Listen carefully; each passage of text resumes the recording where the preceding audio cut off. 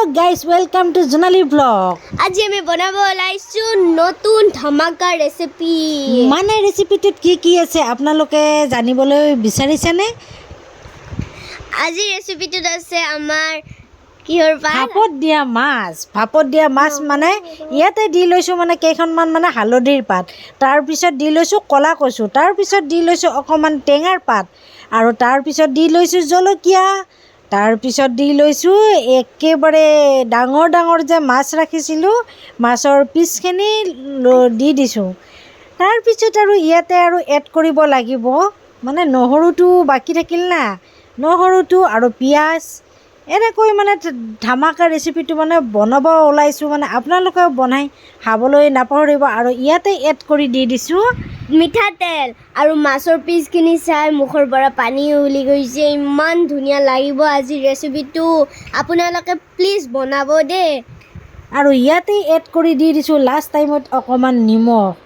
তাৰপিছত মানে হালধিৰ পাতটোৰ মানে ইমান ধুনীয়া গোন্ধ আহে নহয়, আপোনালোকে এবাৰ ট্ৰাই কৰি চাবচোন। আৰু এইফালে দেখিবলৈ পাইছেনে একদম পূৰা ভাজ কৰি আছোঁ, আৰু এইখন মানে পূৰা সাৱধানে ভাজ কৰি ল'ব লাগে। আৰু ইয়াতে মই অকণমান পানী ছটিয়াই লৈ লৈছোঁ, কাৰণ তলত লাগিব নোৱাৰে। আৰু ইফালে দি দিছে আমাৰ যোনটো ভাপত দিয়া চাটনি, একদম পূৰা চাটনি ৰেডি হৈ যাব অকণমান পিছত। আৰু ইয়াতে মানে ভাপটো যাব নোৱাৰাকৈ মানে পূৰা ইয়াতে লোহাৰ টাকান এডাল উঠাই দি দিছোঁ, মানে লোহা এডাল উঠাই দি দিছোঁ। আপোনালোকে ভাবিছে নেকি কামক মাৰিব? নামাৰে, তাতে দি দিব। আৰু ইফালে মায়ে কচু কাটি আছে আৰু কচুৰ এটা ৰেচিপি বনাব, সেইটোও দেখাব মায়ে। পূৰা আজি ধামাকা হ'ব যাই আছে। আৰু কচু যিহেতু খাব লাগে, কাৰণ কচুত যিহেতু বহুত আইৰণ থাকে, এইটোৰ কাৰণে মানে আজিকালি মানে ক'লা কচু নোপোৱাতে পৰিছে। তেওঁ মানে পিছফালৰ পৰা লৈ আহিছোঁ, লৈ আহি কিনে এতিয়া মানে ধামাধুম কচু চেলাই আছোঁ। এই চোৱক আমাৰ ৰেচিপিটো ৰেডি, চোৱক কিমান ধুনীয়া লাগিছে, কি ধুনীয়া কৰি আহিছে।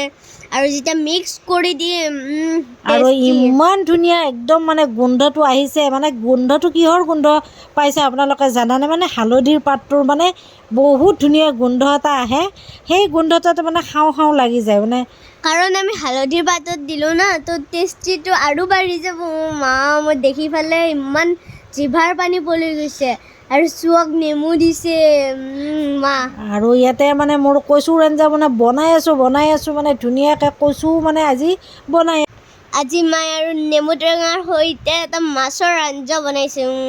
আজি মই দগৰি খাম আৰু ইফালে আঞ্জা সিফালে আঞ্জা, আঞ্জা কচুৰ আঞ্জা, ভাপত দিয়া মাছ আৰু এই টেঙাৰ আঞ্জা। কাৰণ মই টেঙাৰ আঞ্জা যিহেতু খাই বহুত ভাল পাওঁ, কাৰণ টেঙাৰ আঞ্জা মানে একদম মই পূৰা কেতিয়াবা মাজে নেমু চেপি মানে মাছ বনাওঁ, বহুত ভাল লাগে দেই। আৰু বহুতে টেঙাৰ আঞ্জাত কিন্তু হেৰি নিদিয়ে, পিঁয়াজ বোলে নিদিয়ে, কিন্তু মই দি ভাল পাওঁ, মোৰ ভাল লাগে। আৰু বাকীবিলাক নাজানো কেনেকুৱাকৈ বনায়। আজিৰ মানে একদম ভিডিঅ'টো কেনেকুৱা হৈছে আপোনালোকে জনাবলৈ একদম নাপাহৰিব। এয়া দেখিবলৈ পাইছেনে পূৰা টেঙাৰ সৈতে মাছৰ আঞ্জা, আজি মানে খোৱাহে কথা। আপোনালোকে ভিডিঅ'টো চাই ভাল পাই যদি লাইক শ্বেয়াৰ কমেণ্ট কৰিব। আৰু মই যে কৈছিলোঁ ৰেচিপিটো বনাব, একদম খাই পেলাই আপোনাৰ একদম টেষ্টি লাগিব। আৰু কমেণ্টতো ক'ব দেই। এইফালে পূৰা নেমু চেপি আছোঁ, আৰু নেমুখিনি চেপি লৈ লৈছোঁ, কাৰণ মাছৰ সৈতে বনাম যিহেতু। আৰু মই বহুতে ভাল লাগে দেই, আপোনালোকে বনাই চাবচোন। কিন্তু আমাৰ ঘৰত কিন্তু আগতে বহুত খাইছিলোঁ। মায়ে কিন্তু মানে পুখুৰীত মাছ মাৰিলে মানে নেমু চেপি মানে তৰকাৰী বনাই দি দিয়ে, মানে বহুত ভাল লাগে দেই। আৰু এই আঞ্জা খাম আমি একদম, কোনে ক'ব আৰু আমাক। এই ইয়াতে পানী দি লৈছে মায়ে। আৰু আপোনালোকে ভিডিঅ'টো ভাল পাই যদি লাইক শ্বেয়াৰ কমেণ্ট কৰি দিব। Bye bye.